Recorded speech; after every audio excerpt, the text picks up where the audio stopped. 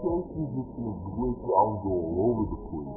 Also, I believe on the Ocean you have to drive away and drive back until you actually see your friend start glitching, and also I heard this glitch is a lot easier on the Ocean as well.